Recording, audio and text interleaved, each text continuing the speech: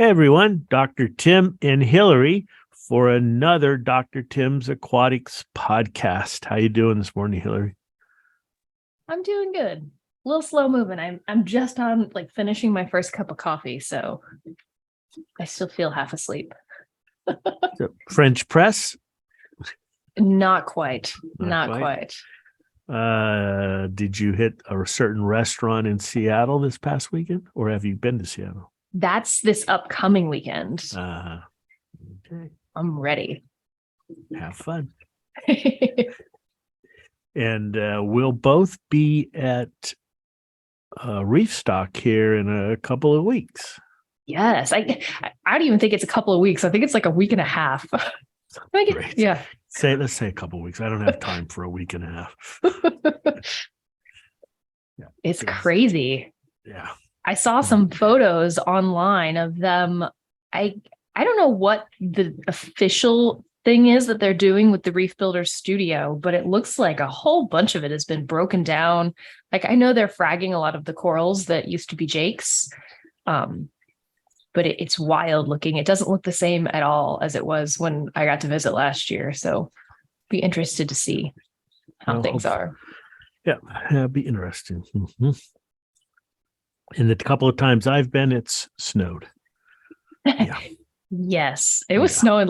We had to drive through like a blizzard last year to get back to the hotel from the Reef Builder Studio. And I'm just like, oh my gosh. So, all right, let's jump into this. What do we got today? We're doing the questions and answers. Yep, we are. So question number 1. I purchased a 4-ounce bottle for my 30-gallon tank. I assume that this is one and only. It doesn't say. I have several tanks and used your product many times. However, it's been almost a month and my ammonia is up and the nitrites and nitrates are 0. Can you offer some guidance? I used the entire bottle. So, we get this question in one or more, in several forms. So we don't really have enough information from this person, but here's what you need to consider. First, the bacteria need a substrate, and just having packed sand is not much of a substrate because the water is not flowing through that. It's packed into the fine sand, even the coral fine sand. The bacteria aren't burrowers, so they're not going to go in there. That substrate's almost just like a solid floor. So just having sand in your tank is not good enough. Not that that's what this person has, but my reply to this person would be, what's your biofilter? You have to have some media. Is it a bunch of live rock? Is it some type of biomedia in the sump? You have to have some area that the water flows through that carries the bacteria into that media where they can attach and start colonizing. Because when I hear, it's been a long time, it's been several days, nothing's happening, that tells me the bacteria have not found a home. They haven't stuck someplace. Nitrifiers really don't want to, they don't grow single cell, they grow in colonies, and they don't really nitrify. They're not very productive when they're just floating around in the water. The other thing we get is, when can I turn my filter on? When can I turn my pump on? How about before you added the bacteria? You need water circulation because that draws the bacteria or into the water column, which then they can find a substrate to live. You need some heat. Light you don't have to have, but just a bare bottom tank and a tank where there's just a sand on the bottom and no substrate. Those types of tanks are going to take much longer to cycle because there's just no substrate for the bacteria to adhere to and start working. I'm not sure that answered the person's question, but there's just not enough information. There's just, to sum it up, there's not a good setup for the bacteria in this tank, probably. Yeah. And as always, if you are this person, if you're listening to this and you hear this, if you could give us more information, hopefully your tank will have sorted itself out by now. But feel free to send us a follow-up and just say, hey, I was question number 1 on the February Q&A, and we'll see if we can't get you some more information. Right.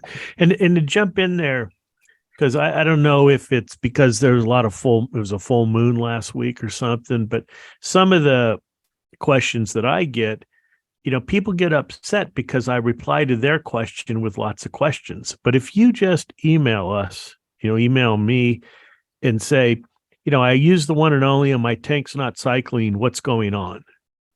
There's no information in that. So I am going to reply with a set of questions. What substrate are you using?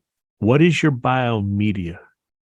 Is your filter running? Just because we get so many people that translate remove your filter sock into unplug my filter.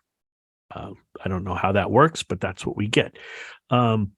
What else have you added? I need, and Hillary needs information. We need some information about your setup other than my tank's not cycling. That tells us basically nothing about the setup.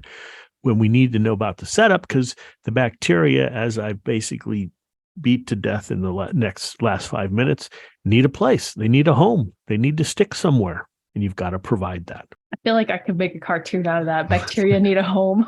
That's it. One of those commercials you see, just 50 cents a day is all you need, with the music in the back. Please, these bacteria, they're lonely. They're just floating around in the water. They don't have a home. They can't work. Please, just 50 cents a day. Oh, this is recorded too. Okay, question number 2, Hillary. All right. I'll compose myself. Question number 2. My local fish store sold me the live sand and a couple of pieces of live rock with Dr. Tim's one and only, and said, no need for fish yet or adding ammonia. They said it will take a few weeks to cycle. Will it cycle without adding fish or ammonia? Well, not very well, because the store is kind of half right. The live sand is full of organics, just like the live rock is full of organics, and the organics are going to decay and produce ammonia.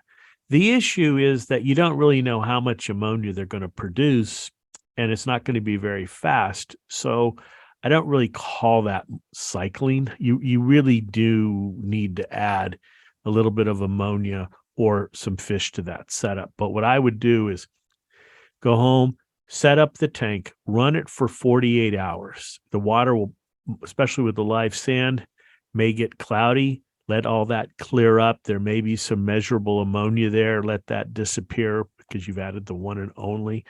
And then find another ammonia source, be it ammonium chloride or a fish. Okay, moving on to question number 3. I'm using your ammonia and bacteria products to do a fishless cycle on 2 tanks, a 5-gallon and a 10-gallon. I have followed all of the instructions and gotten to the point where it was time to add more ammonia.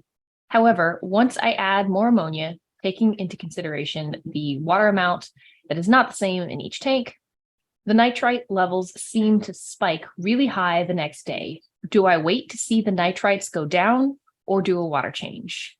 I'm worried the nitrites will damage the bacteria.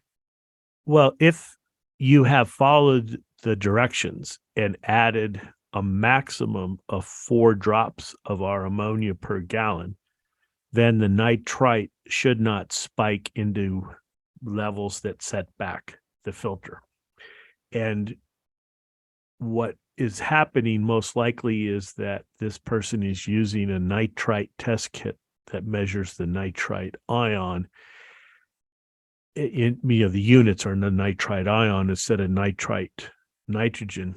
And so the test turns deep purple and the value is quite high, but you have to divide that value by, I think it's 3.3 to actually get what the nitrite nitrogen reading is. But long story short is you shouldn't have to worry. Let it spike. And they don't say it comes back down after the 24 hours, do they, Hillary? They just say it spikes. Yeah, it just says it spikes really high the next day. Yeah, but spike kind of implies that a day or two later it comes down. So no, you don't have to worry. You don't have to do a water change. That's how this works. The ammonia bacteria are kicking in and they're rocking and rolling, and you've got to give it a little bit more time because the nitrite bacteria always lag. They're just much slower growing. So you're good. I feel like we've talked about the test kits for that on a separate podcast. We have, right? Yeah, we have. Yep. Okay. So if you are listening to this and you want some more information, either go back through the podcast. I feel like it was probably a year ago easily that we've talked about that. But if you need some help finding it, send me a message and I'll happily find it and send you a link for it. Yeah, I think there's a YouTube video I did too. Yeah. And basically, real quickly, test kits measuring a couple of different ways. It's like taking a ruler. Is that ruler measuring in millimeters or is it measuring in inches? And the ammonia ion, nitrite ion, nitrate ion is one unit of measurement. I prefer what's called the nitrogen base: ammonia, nitrogen, nitrite, nitrogen, nitrate, nitrogen, because it's much simpler. Unfortunately, a lot of test kits don't measure that way, so it makes it confusing. Okay. Question number 4. My phosphate reading using Dr. Tim's waste away is 0.09 with water changes that are done once a week. I have mushroom corals and 5 fish. Is that okay? Well, that's not really, how do I answer that? This is an incident of chasing a number. My reply is, how's the tank look? Are the mushrooms healthy? Is the tank algae free? Do you have to spend a lot of time cleaning, algae or off the tank or the corals or the sides of the tank? Because while there's a recommended phosphate, which is around 0.05, some will say 0.03, these are recommendations. They're not hard, fast rules. You've got 5 fish, you might be feeding a food that has a little more protein, but if the visual result is my tank looks good and you're not pulling your hair out going, I'm spending too much time cleaning my tank and doing maintenance, then 0.09 is fine. It's definitely, somebody said my phosphate was 9, I'd say you probably want to do big water changes, but 0.09, don't worry about it. As long as your tank indicators, which are the visual indicators, are good. Yep, there's definitely something to be said for spending some time looking at your tank. You'll know if something's wrong. Yeah, exactly. Question number 5. I've got a question about refresh. It says reef safe, but it also says do not overdose if you have shrimp and snails. In addition, it says not to add shrimp and snails until 5 to 7 days after the last dose. I'm a little bit confused here. Can I use refresh when I have snails and shrimp in my reef tank? Generally, yes, but the reality is that nobody follows the directions and measures. So if you're one of those people that just, open up the bottle and start pouring it in and go, well, it's all good, more can't hurt, then refresh might not be a product you want to use. But refresh will not harm corals or other, what I call reef organisms. I don't really consider shrimp and crab, reef, but they live in the ocean. They live on reefs, but it's more for corals. But it's just kind of a warning to get people to stop and think, okay, this is a product that has real benefits and I need to treat it with some respect and dose accordingly, not just willy-nilly and pour some in. Yep, exactly. I mean, I feel like you should always be measuring your stuff before you pour it in, but yeah, but how many people do? I'll say I'm guilty of I've not done this before. I know. Yeah, so. I'm an expert. All right. Question number 6. The one and only says that you can add it after a water change. I just did a parameter check and my ammonia is at 0.5. Is it okay to add livestock in the tank? I have a 75 gallon with a hang on back Octo 2000 skimmer and a tidal 110. So what we don't know is this an established tank, right? The person just said they did a water change. Yeah. So we what? don't know if it's established or not. Yeah. So let's assume the tank is established. The person did a water change. They've got a spike in ammonia. Can they add fish? The answer is yes. But I'm if this isn't, if that assumption is wrong, and it's a new tank, and you did a water change, and the ammonia spiked up to 0.5, I would say wait a couple of days. Does it come down? And then also measure nitrite. Now, why would you get an ammonia spike after a water change in an established tank? There's a couple reasons. You're doing a water change. You're probably scrubbing the inside of the glass, maybe gravel vacuuming the substrate. You're cleaning things, and that stirs things up, and you get a bunch of organics that are now freshly exposed to oxygen in the water, and the heterotrophic bacteria start doing their thing, which is breaking down all those organics. And when they break down particulate organics, they produce ammonia. And that's why you get a temporary ammonia spike after a cleaning and a water change, because those organics are kind of segregated, and sequestered into the substrate, and then you go and stir everything up. That introduces oxygen, and that allows the heterotrophic bacteria then to start breaking down the organics, which is what they do, and that produces ammonia. But usually that you have a functioning biofilter, and a quick, transient ammonia spike is not a problem. And 0.5 is not toxic at all. So you're safe. It's just, is this a 24-hour thing, or is this a new tank where that might take longer for the ammonia to come down, and then you've got to deal with nitrites too? So we don't know on that. So. Okay. Let's move on to question number 7. Got a lot of one and only questions today. Does carbon need to be removed when using one and only? No. How's that for short? That was very short. I didn't even have time to write down the timestamp on that. No, the carbon does not affect the one and only bacteria. Carbon doesn't remove phosphate, which is something they need. So no, you can leave the carbon in. It's not going to be a problem.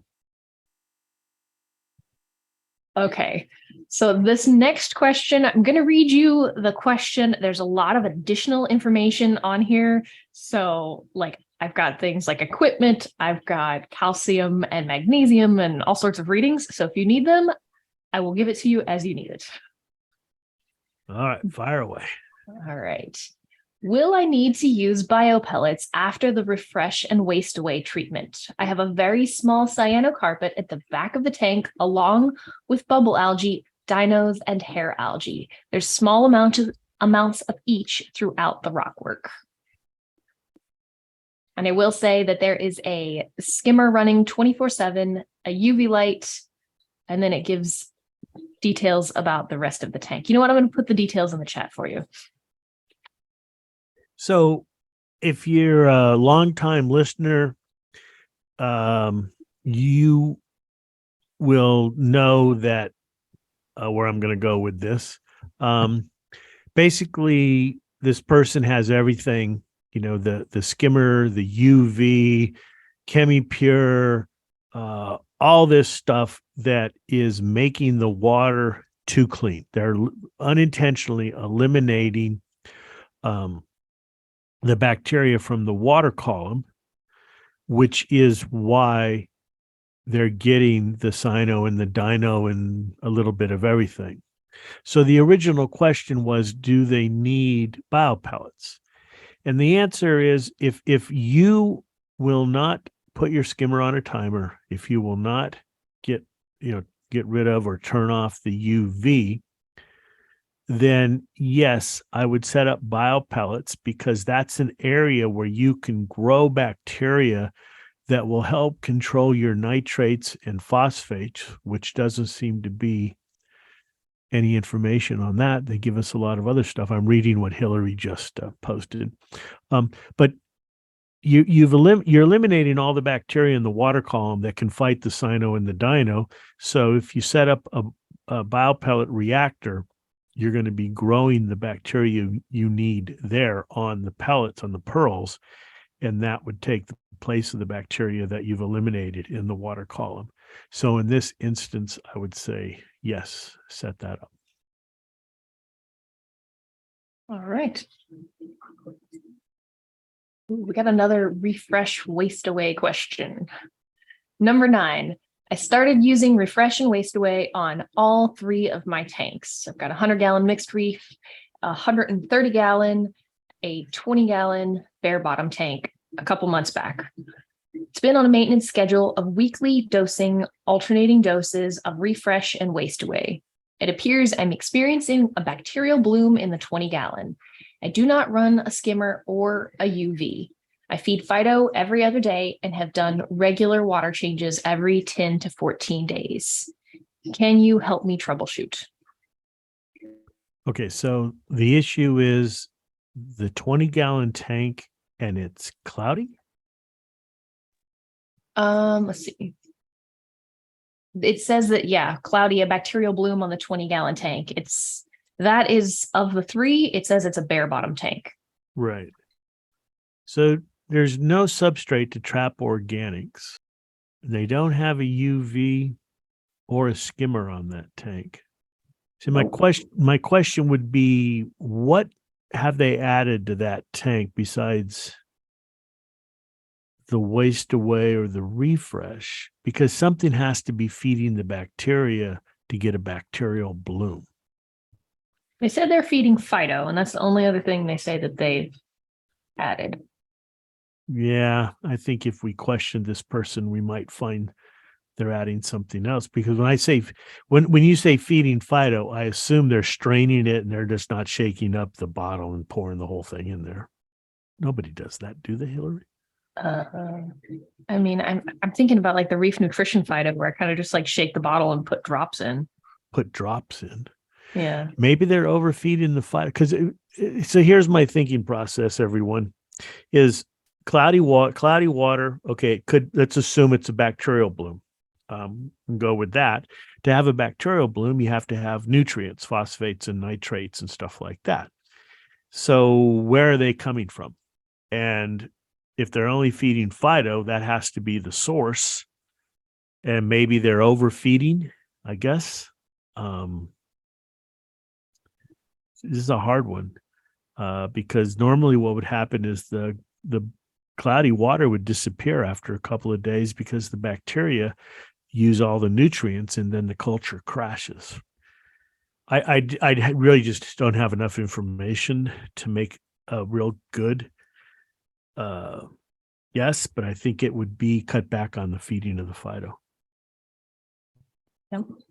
I will say I have overfed phyto. It is very easy to overfeed. And do you get a cloudy bloom? Oh yeah, absolutely. Oh, okay. I've never used phyto.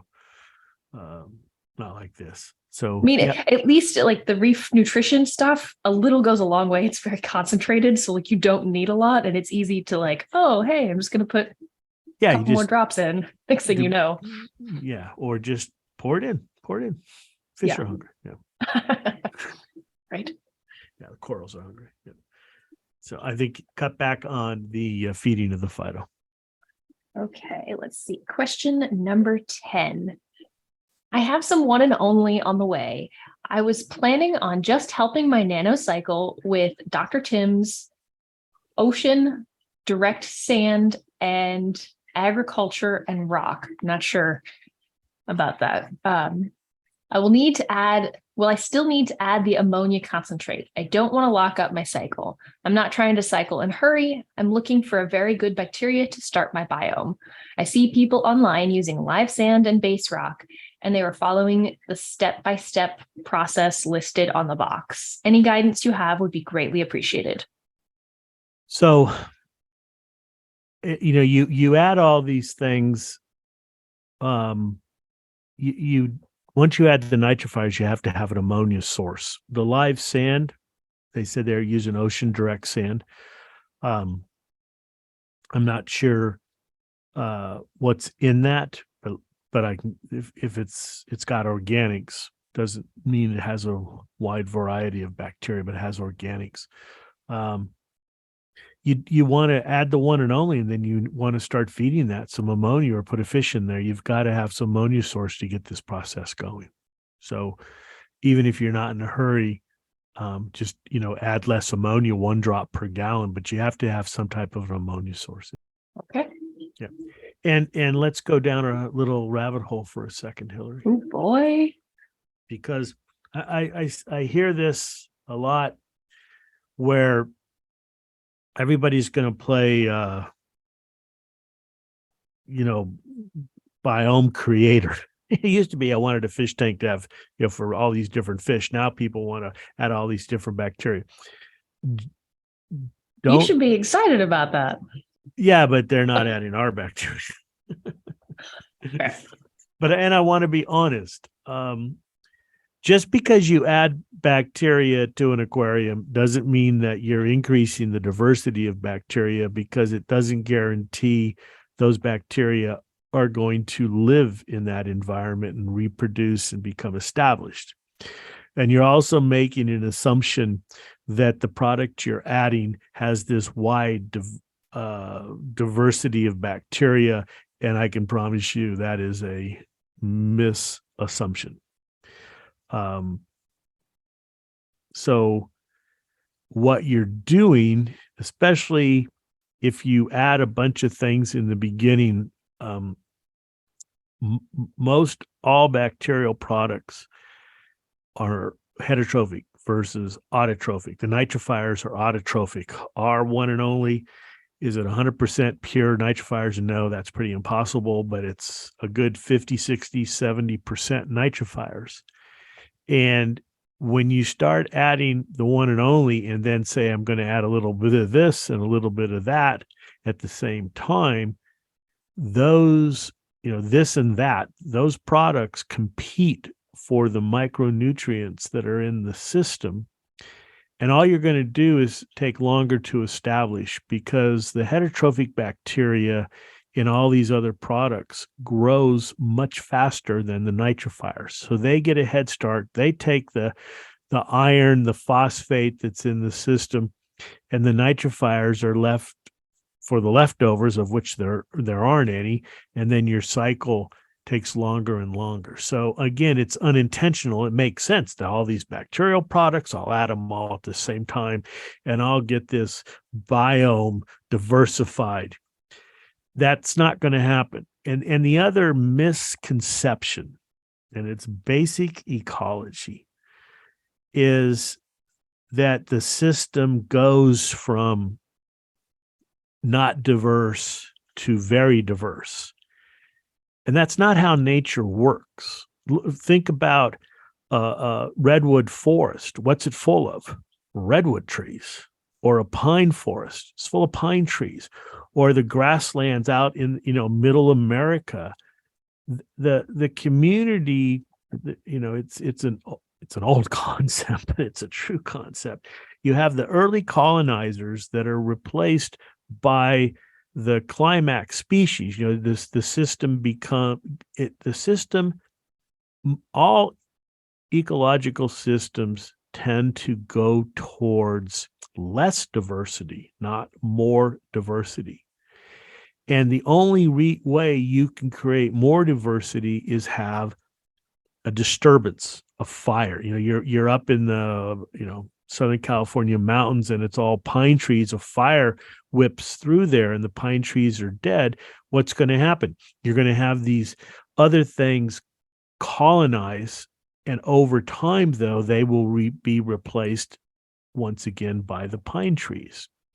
So systems don't naturally go towards more diversity. They go towards less diversity. That's just nature. And you trying to play microbiologist by adding all these things, you're probably one, wasting your money, and two, making life more miserable for the things that really need to be there in the first place. And now the fair question is, well, where do your bacteria come from, Dr. Tim? Well, that's the big, not so much a secret, but that's the basis for all our bacteria. We don't do sewage treatment plants. We don't do wastewater treatment plants. We grow bacteria for aquariums, and those bacteria have been isolated by us from our aquariums, from our ponds, and just grown in larger numbers so that you can get a jump on things. Because as I've said millions, or not millions, but hundreds of times, it's all a numbers game. You want the tank to cycle faster, add more bacteria. And so we're giving you that jump with the correct bacteria. That's why people say, well, bacteria can't live in a bottle. None of these bottled mixtures work, blah, blah, blah. Well, computer technology, garbage in, garbage out. Until my work showed that the nitrifying bacteria in aquariums are completely different than what's in wastewater treatment plants. And what was in the mixes that was available to hobbyists at that time was basically wastewater treatment nitrifiers, and they're the wrong nitrifiers. And so we grow the right nitrifiers for this situation, which is low ammonia, low nitrite. And I just did a talk with this in Australia. I was in California. The audience was in Australia at the Australian New Zealand Aquatic Professionals Conference. And I'm trying to figure out how to download it, Hillary, so that we can put it, because it's pretty interesting. But so don't, again, it's good intentions on your part, but the biology says different. All right. We got a few more questions. You think we got time? We got time. Okay. Another one and only question. Why does tank size matter when adding one and only? Well, tank size matters when adding one and only because most people with a bigger tank are going to add more fish and bigger fish. So you need more bacteria. But we've always said that if you have patience and you're willing to wait and grow your bacteria, you could have a 100-gallon tank and you could add a 2-ounce bottle, which is for 30 gallons. You could have a 200-gallon tank and add just a 2-ounce bottle of one and only and start adding ammonia, and realize that if you add 4 drops per gallon of ammonia to a 200-gallon tank, and you've only added 2 ounces of bacteria, it's going to take a while. That tank is not going to start cycling where you can see it, in 2 or 3 days. You've got to grow the bacteria to catch up to that water volume, because we assume you are adding ammonia either by our drops or by adding fish in a bigger ratio. You're going to put a lot more fish in a 200-gallon tank versus a 20-gallon tank. So you need a lot more nitrifying bacteria. But if you're willing to wait, you can start off with a seed culture, a small bottle, and grow your own. Ooh, okay. We're going to mix things up with question number 12. I like phosphate removers that are slower, like GFO versus aluminum oxide based ones. Do you have more info on Phos-Eliminator PLUS? I'm not sure what they're asking, but Phos-Eliminator PLUS is a mixture of the aluminum oxide and ferric oxide, two different compounds that are used to remove phosphate. So it's just a mixture of 2 compounds. The aluminum oxide is more expensive and very efficient. When we mix it up with some GFO, granular ferric oxide, that's the rust colored stuff. It isn't as fast, but it is cheaper because that that compound is much cheaper. What do you think, Hillary? Is that what they're asking for? I think maybe. Yeah. Okay. Say if not, we'll do a follow-up, see if we've answered the question. Yep. All right. Question number 13 is the last one I've got today. I have a question regarding my freshwater cycling. The aquasoil contains too much ammonia, and from the first test, I indicated 10 parts per million ammonia. Should I do a water change before adding one and only? Do you have any other tips while cycling freshwater tanks? Well, this isn't just any freshwater tank. This person is setting up a plant tank, it sounds like, or a shrimp tank. Yep. And so the aqua soils, some of these manufacturers of these specialized soils say they don't leach ammonia. And well, that's easy to test, as this person's seen.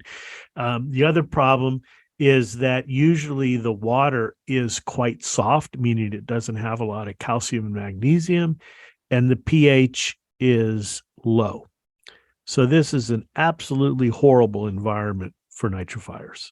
Low pH, soft water, and high ammonia. And we get this regularly where people are all upset. You know, I added the one and only and nothing's happening. Yeah, because the one and only are living organisms and they have preferences. And I can guarantee you their preference is not to be put in that aquarium with those water conditioners. They're just not going to be able to work. They don't do well in soft water. The ammonia is all in the ammonium NH4 form, which they don't use. And then with the high ammonia values, they don't like that either. So what to do? Normally I would say, you know, make a water change, try to use harder water at a higher pH. And actually that's what I would say with this. We don't know if this person used any special water, do we, Hillary? It doesn't say anything about that. Yeah. So what I would do is change your water and get some hard water. And a higher pH, which the soil will counteract a little bit. But if you can, and I have a talk on this, I did it at MACNA years ago. I've redone it. I'm sure Hillary can put where it is. But for the first couple of weeks, instead of making this tank for shrimp or plants, let's make it for bacteria. Keep your soil in there, change water, use a higher pH water, and slowly dose don't even dose ammonia. You're going to get the ammonia. That's the other thing. Don't dose ammonia. You're going to get it from the soil. And now here, it kind of relates to the question before about, do you need more bacteria? If you want to speed this process up, you're probably going to want to add a bottle, instead of a 4-ounce, an 8-ounce bottle. Because even under these conditions, the bacteria are not working at 100% efficiency because of the ambient water conditions. So what we want to do is get a bunch of bacteria, get them established, and if they're working at 20% efficiency, well, you just need 5 times more. This is a simple math, but I hope you get the idea. Because the conditions aren't good, you need more bacteria working less efficiently, and you want to add that, because if you wait for the small amount of bacteria to grow to the amount that you need, the amount that can handle conditions, you're going to be waiting a long time. And that's basically what, efficiency is. What does a bacterium want to do? It wants to split and become 2 bacteria. That's what they do. And when a bacterium like a nitrifier is in ambient conditions that are not good for its growth, basically it's taking longer to divide. Instead of 20 or 30 hours, it might take 70 or 100 hours. And that's why the cycling process is so slow, because the bacteria are in conditions that they just don't work as fast. So you can wait it out. And believe me, you can wait a couple of months in a tank like this. Low pH, high ammonia, no hardness. Yeah, that's going to be a while. Or add more change the water temporarily, add more bacteria, get them established. Once they're established, then you can change the water conditioners to that softer, lower pH water that you want for the plants and the shrimp. But you've got a lot of bacteria working, and okay, they're all going to work at less efficiency, but you have a huge amount, so you don't get the ammonia spikes, nitrite spikes. So, and so if you're looking at using, we say this even with live sand, but especially these specialized soils, set the tank up and get it running and do an ammonia test first, because we've had instances where people, they set this whole thing up and they're not really warned that these specialized soils can leach ammonia.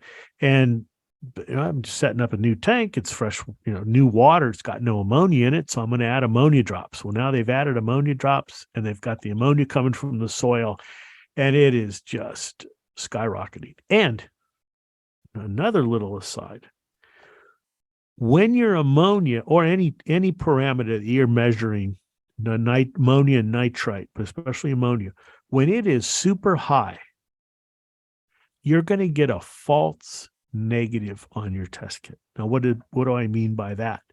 You're going to do the ammonia test and it's going to look clear. Some of the ammonia tests, it won't be clear. You'll get it. It'll really be cloudy. You'll have this precipitate and you'll be going, that looks weird. If you ever get that, that is a sign that your ammonia is sky high and you're going to get a false reading. So what you need to do is dilute your water. Take your aquarium water, say 1 part, an ounce of that, and add 3 ounces of drinking water or some good water that is ammonia free. Shake it up and then take your sample from that. So you've diluted it down, and whatever reading you get, you're going to have to multiply by 4. But we get this a lot where people are confused because, they'll say our ammonium chloride's no good because I added it and I'm not getting ammonia reading. Or, I put some of your ammonia chloride in a vial and I tested it directly and I didn't get an ammonia reading. So, where's my ammonia? The problem isn't the ammonia concentration in the drops. The issue is that the ammonia is so high, the test kits can't read that. So don't test our ammonia straight. If you want to test that we have ammonia in our ammonia drops, you have to greatly dilute it, 50 to 1. It's very concentrated. But that can also happen in your aquarium. When the ammonia is sky high, you're going to get a false 0. That's a false negative. You're thinking there's nothing in there. I'm going to add more ammonia, just make the situation worse. So indicators are you've added ammonia, it should be there. And if you're using any of these specialized soils, low pH, you could have very high ammonia. Dilute the water and then run your test. Sounds like some good advice. As always. Comes from us, right, Hillary? Yep. I was at the NRABC this past weekend sending everybody on the team pictures. I almost came home with a little gecko. It was cute. If you're listening to this, leave a comment if you think that Dr. Tim should adopt a reptile or a gecko. Thanks. Or a $20,000 snake. Yeah. I didn't see it. Oh, yeah. No, I mean, I saw the picture, but I don't understand why it's $20,000. Neither do I. And it's just a ball python, not just any ball python, a $20,000 ball python. So, Nate, you know what looks cool is Thomas got those new crocodile skinks. Is that what they're called? Yeah. Those are cool looking. Those are cool. Yeah. Well, Thomas has people to keep care of his menagerie. I don't. All right. On that note, if you have reptiles and you're listening to this, please follow us at my_reptile systems. We also have a whole line of reptile products that we would love to have you join our community on. Yeah, or reptilesystems.com. You can find us that way. And we'll be at the reptile shows and reef stock and aquashella and Reefapalooza. If there's a show, we're going to be there. There's a full schedule. I should do a post on that, like what shows you can find us at. Yeah, you should. We have a calendar on the webpage. We should do that. Need to do that. Yeah. But I meant the guys, Tristan and guys at Gecko Junkie. They are at a show every weekend until December. They have a schedule right there in their booth.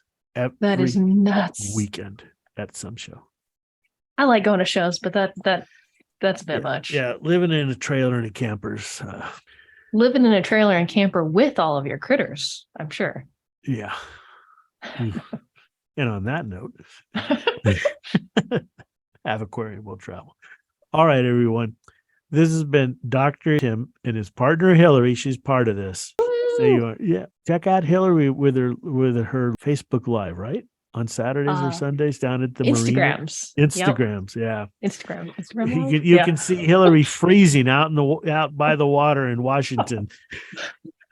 A couple weekends back, I actually got to do one at the Smithsonian inside. It was very nice. She does some interesting things out there, looking at jellyfish in the water. She's getting it down, getting rid of the glare, seeing things. That was care of your mother. She got you a holder or lens or something.